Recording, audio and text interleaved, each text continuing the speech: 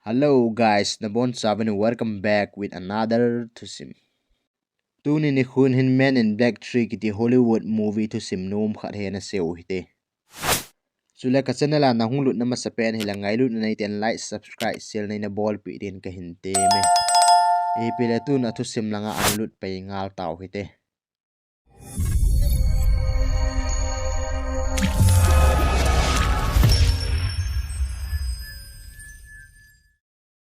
A movie ong ki padin numay khanin kek a hin soya ahung phai akimu ina he. Chule he chunu mai nu chu hichalai muna ki hen Boris kitipa mihim tabang sahim tabang pa ki mu pi dinga chu hunga he. Security hon jong he chunu mai nu chu check a ball bina hilai ima avoiding be se amu la uzi uchun he chi Boris to chun ki mutu din phal pi na chu api. He chunu mai nu la gam sa tabang Boris jong chu aki chop hanen na hele security pa chun he tabang chu hilaya hindan na phal poi atin. Boris in jang security pa za chan tu ni khu he ka bat de hi jin lungning taum ka hi na gel thela ka bat de ke hi hin homen ati security pan jong bat de ke cho tham gu nei le bat de ke nga ku nin chun mai mom ta bang gal hing khat hong pot don hi che gal hing jong chun security te ni chu that lin chule Boris ki mat ki hena thi ho jong chwal ham hlain hi che gal hing chu Boris khut sunga chun a lut ta na hi am dan chu hi che gal hing chu Boris ta sala chu khat hi da na hi Chuna mani jong hila ko ni chun hung pot do hanin na hila amasang lang hana chun security tam ten analam tin hanin chupanin Boris in the bang so kap home in hele si bang ki kap home na hu chun mi jo si sa bon en a hop mangam ta na hi adaling nu chan ge gin chun avan hop mang jing ta na hi aji chu hila chu gravity lo hi chun Boris jong polanga chun ahung thai do na hila ko na head do thei chu Boris kiti sahem pa he planet somlang pe khana spaceship sung khana ki hena ki mana ki koi hi di cho head do theila mu do thei cho hi tai hi zo win hi che movie adinga hero pau je kiti pa hele aloi pa agent ke kiti pa hi ahung ki mu in amani jong hotel sung khana chuna to hanin cha don khom hanin ne the ane hanin hiti chun ana ki holim le hanin a hi le Hichilai hotel muna chun mihim tabang sahim tabang ho chun amani chunga chun attack a hin ball vena hele hela chun kidal na fight chu ahung suin hedin chuna mo jong ahung kidal bene hele helai muna chun hotel manager pa jong so ana ki thatin agent ke en jong hi che hotel manager pa ki tha chu ve ne hele sahim tabang pa Boris khot nung hi so hedo ta na he e gol hang pau je jong api len ta kha to chuna kidalen aman jong hi singa pi chu alung chang sat doin na chang salan that na nei na he alang hana sahim Boris la ke jong chone ki situ han ta en sahim Boris en jong ke cho tha ding a good lai ta in e gol hang pau chong thei do wang ven kona chona dalen amani jong akinung khin khin han na na ki le hanin to lang se na chona ki nei nat de han tai hila chona loi pa ke wang sa lung thim nom thei ta pu in amani jong hotel a chon cha don khom hanin a loi pa ke chona hin sein Boris kanamat he kai dinga ka bor khina len pe na he tin golang pan jong epidem ta hela aman jong kanamat sanga so kana tha do nga la pha hi to he ama ja lei si na hi boina len ta hung so thei dinga hi ati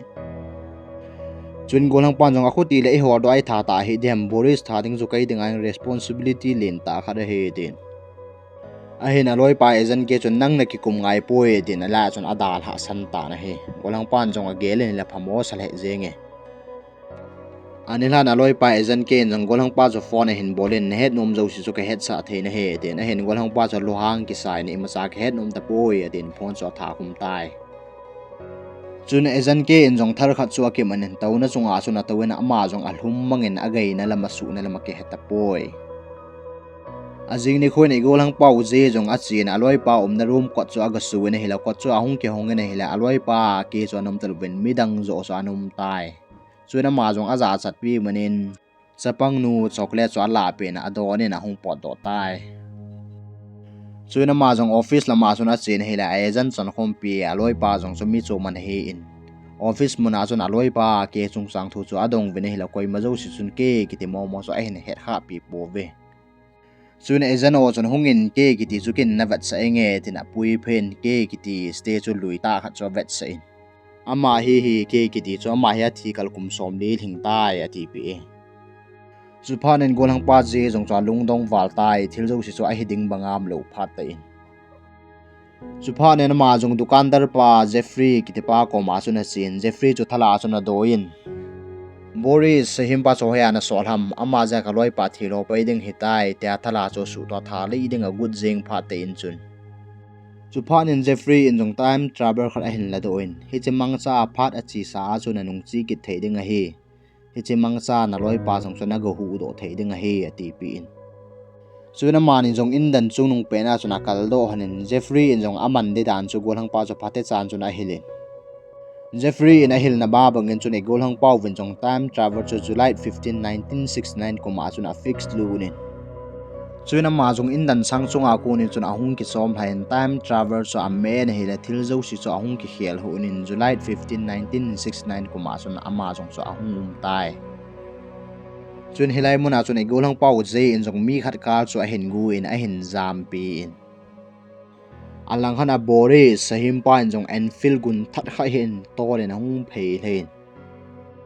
alang hana e golang pau je in jong iti ta la Boris sahim pa ka muin ka that dam tin chun na hol len aji chu hi si pha na cha Boris sahim pa chu a tha la wa hila future pha na alwai pa ke chu anung mu lo ding a hitai Chun hilai mona chun Boris sahim pa in jong Ellen so mi khat ma hi a hin thanin hi la chun mi hong peng pha ten i gol hang pau je in jong hilam chu adal phein a hol le in Hitia ma jong Boris sahim pa hol jing len anunga konin pistala chun ahung ki sutu in ama jong a khei phen hila loi pa ke chu na hi in ama jong ke pa tin ke a tin hi le ke chun electric kirana chun a hin demin adep thimil do ta na hi Phat cham khat zoven gol hang pau ven jang khu a hin he in a he la masanga chun ejan ke chu na to in ejan ke jong epiti kamin ne her hama ten golang pa je in jong thuta chu sai han nang hela ama chu future la ko na hunga hi ji jun koi man a thu sei chu ta asan pi lo ding a ki het jin chu na man jong a zo zo chu a sein kin pusal ki ti phat zo si len han nang neu han nang he jong la ke ta ka mo ko jeng he ati Chun hila chun ezana o jong chwa hung valur kin ama jong o tin a ki ko kha kinin chuna ma jong akile pe kinin nume ho jo si o ka ta pusar ho jo si ke ka ta ani na ki ko phomai la o ke a hi a tin hi chun ezan ke la parte hon jong gol hang pa zo amanu vin mission sung khana chun a heng lo du vin he ching do ning aguta vin he chun gol hang pa jong ezan ke za chuna taw vin ke hin a loi na gol ke bu ve ke nei thet gu hin ke nei thai la vanui jong boi phading a he ti na taw le jing tan Hitia golang pa taw gun pha ten chun ejan ke jong a hen ha do in golang pa za chun nang hi pi ni ha koi mong nei ham tin chana dong tai golang pan jong kai hi men in black nga ejan khat ka hi kum som na nga zo wa na to na ne hin pi ding pa chu ka hi chule na ngen Coney Island a Boris so na hing hoi lo ding na tha ding a hi em khat na hing hoi a hi la ama hin future la boi na len ta le si na hi hin pu lu ding a hi ti pi Hitia mani jong aki hau zo hanin Boris sahim pa holding in ahung ki go do hanin Boris sahim pa so ahin hol le panhan tai Azo zona na mani jong factory bar khan ahin alur hanin hilai mun chun graphene gidi pusar mi khare aga ki movie hanin Chula graphene gite pai masang hin khwa ahung long ding thil mu thai vision nei alliance khat hi ina hi Amanin jong graphene za chun Boris sahim pa chung chang thu so adong hanin he la graphene in jong cham khat zo la Boris silai mun he hung thung pe ding hi tai kining pha hanin ati pin Chuna manin jong graphene za chun ki thu pi na thum hanin he la graphene in jong Boris sahim pa helovin nang ni ading ki thu pi na ding thilman luta khat ka koye ahin to wang kapi han lo ding nen phat ken amun so maning ho do han ki teng le bo kapi han ding na hi ati pi Hitia ke housing live in Boris sahim pa so ahung lung pai nga len mi ho so ahin that pai jing tai golang pa Boris in jong thala so na ka men anung so adhalin hila mai phatapo na hi Suena mani jong anil ha en graphene ki mu pi ding stadium mun khana so na si han tai Hilai stadium mun asun graphene chuna chang sen bo chuna ve en bota o khen tau sala tin chuna QQP chu sam khating an chuna samine hi Chuna mani jong lungdong ten graphene ko ma chun agading hanin hila graphene chuna mani so ahin to kha pha ten graphene mu so mani jong ahin mu thai han ta na he amdan so graphene chun hichilai stadium muna ki chipna ding so a vision mangcha advance sa na vet da na he golang pa je in jong graphene za chun na give sei chunai pita na tin graphene in jong hi khat cho vet sen hi chi hi hin vanu ya hu do ding a he ati Hitia mo jong aki housing live in sahim Boris ahung lai fen graphene so amanin aki pu mang tai Suin golang pa te nin jong anung han chu a hin dal pe nga len sule lam pe chun Boris Sahim mi phalo pa chun grafin ngonga ke o give so agaling mang chai na la do pi tai golang pa te nin jong anung han chu a hin dal dalin grafin chu a kai do hanin Boris Sahim mi phalo pa chu mai thala chun a khian pu han tai golang pa je in jong Sahim Boris chu a thia hinam tin chun a vele an hela agai na lam chu a ki heta po na he chupa ne na mon jong hilai mun chu a dal hata ve alang hana Sahim Boris in jong anjo langa agi fla do cho hondo en anaven hila sunga chun ima chalo pi khat battery chang khat he ana jaw in chupa ne ma jong alohang be san a ho cho sap mina hila alang hana future Boris suna hin manin future Boris suna hin sen kin chala nom chan na lel ha mi him banga na chon la wa hila future la ko na hin khwa je la nom ding thi na chan ge na tu thei ding a he ti pin Present Boris sun ko hem kai man zo ding tin ama jong alhwangin hiti chun ama ni jong aki vetu hanin aki ngi tu hane alang khana graphin in jong hiche khia chun lei se na samlat naum theina ding chun apawal la hum tai chule hiche khi chun na to theina ding chun van lai zola leng ding rocket khana chu hiche khi chu koi ngai hi akuti la wai le hiche khi chun na to do zo lo ding hi ai chen ding a chun Coney Island mona rocket leng ding ki sa chun koi ding ati ta ve Hizi chona monjong agang thailam penin Coney Island munchu rocket neu ta chun a hin zone bin amon chu ang hlung ta vin helai mona sepe ho chun hero teu chu rocket launch ki boarding suboya hung ne he vetin hebang phat ki no lai ta chun amanu vin hero teu ding chun a boil he jing tai chun graphin in jong officer pau chu thamin a vision mangsa in future la hung hlung thei ding thil ho chu a vet sa tai Chupan an officer pun jong thil za kai zo so a hen het them phat te na hin ki thu pi pe nga ren rocket na lang lam pe chon a hen pui phei ta ve graphin in bang kai phat hi chanin ki chai tai kai hung pe ta po nge tina ma chu hela chon dan tai golang pa le ejan ke jong elevator a chuna tau hanin chungnam zo na a chi jing lai hanin hela chon future Sahim Boris chon a hen subui vin hung ki dal ta ve Hitia phat cham khat pina sata ong ki dal zo vin future Boris in jang aloi pa ke chu athil bot heina linga chun kap li ding agu jing tan chu phan in igol hang pau vin jang aloi pa hu do te na ding chun Boris was samin adal phen Boris in jang alinga chu a hin ka min gol hang pa jong akidoin adal kum te ten Boris wa akolen tol langa chun alen ha pi in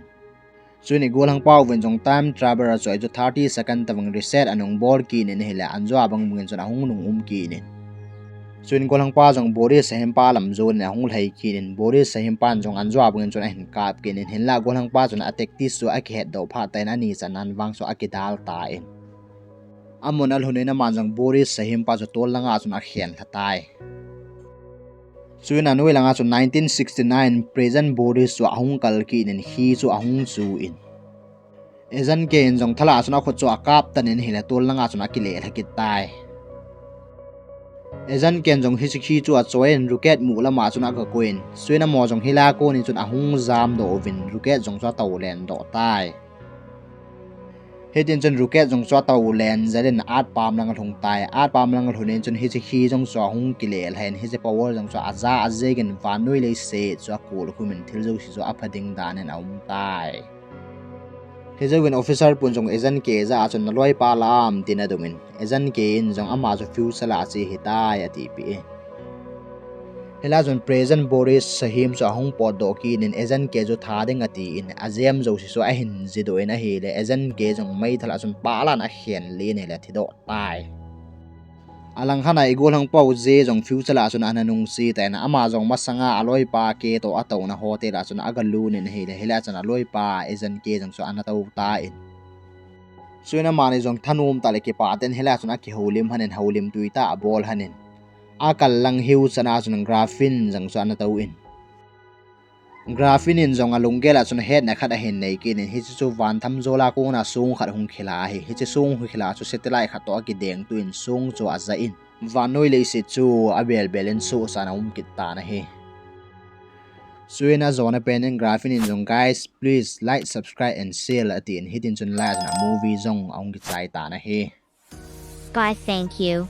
for watching Amy's Ames TN Fight channel, and please subscribe, like and share.